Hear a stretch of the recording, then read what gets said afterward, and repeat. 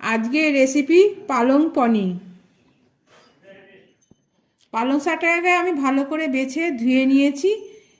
এটাকে আমি পেস্ট করে নিব। মিক্সির জারে পালং শাকগুলো দিয়ে দিব।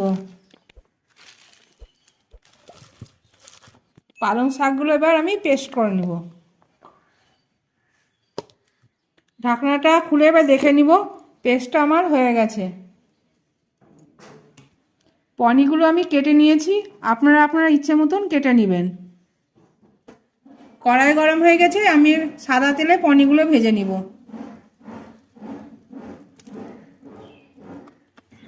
কড়াইয়ের মধ্যে তেলের মধ্যে একটু লবণ দিয়ে দিব আর হলুদ দিয়ে দিব। পনিরগুলো এবার তেলের মধ্যে দিয়ে দিব। আমি বেশি ভাজবো না, আমি হালকা করে ভেজে নিব।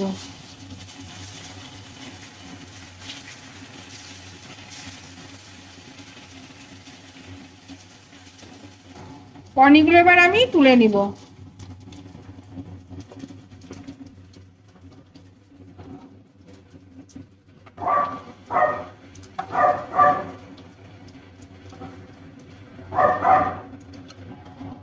যে পনিরগুলো বাকি আছে সেগুলোকে আমি আবার ভেজে নিব এইভাবে।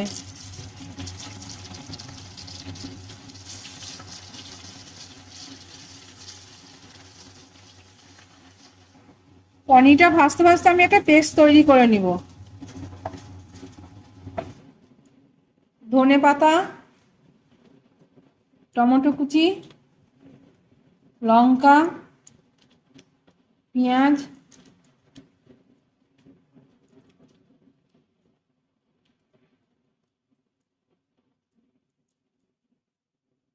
আর কটা রসুন দিয়েছি।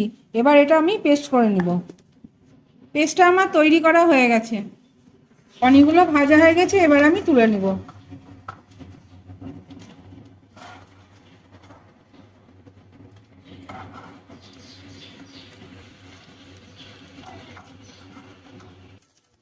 পনির তেলের ভাজার মধ্যে আমি সর্ষের তেল দিয়ে দিব। তেল গরম হয়ে গেছে, এবার আমি ফোড়ন দিয়ে দিব। জিরে, শুকনো লঙ্কা, তেজপাতা। এটাকে আমি একটু ভেজে নিব।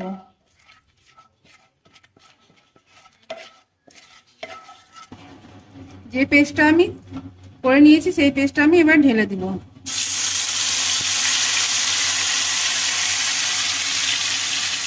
এটাকে আমি ভেজে দেব। এর মধ্যে আমি এবার হলুদ লবণ দিয়ে দিব।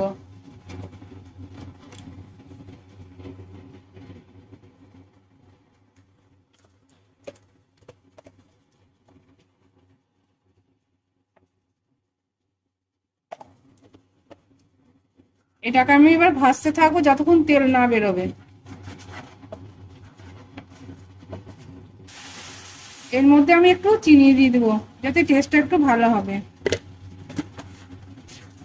মশলাটা দিয়ে তেল বেরিয়ে গেছে, এবার আমি পালংয়ের পেস্টটা ঢেলে দিব।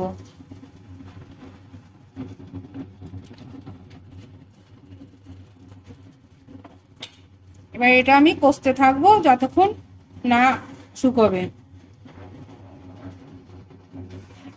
ঢাকনা খুলে এবার দেখে নিব জলটা মরে গেছে। এবার আমি একটু জল দিয়ে দিব, দিয়ে পনির দিয়ে দিব। এরপর আমি পনিরগুলো দিয়ে দিব।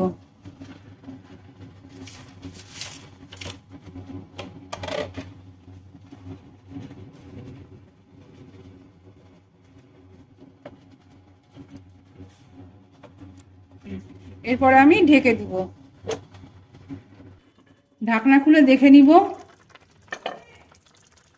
পনির কালোটা হয়ে গেছে। এবার আমি ঘি গরম মশলা দিয়ে দিব। গরম মশলা আর ঘি দিয়ে দেব। এবার আমি এটা নামিয়ে নিব। পালুই পনির হয়ে গেছে। আপনারা এরকম করে খেয়ে দেখবেন কেমন লাগছে। ভালো লাগলে লাইক, কমেন্ট, শেয়ার করে দিবেন।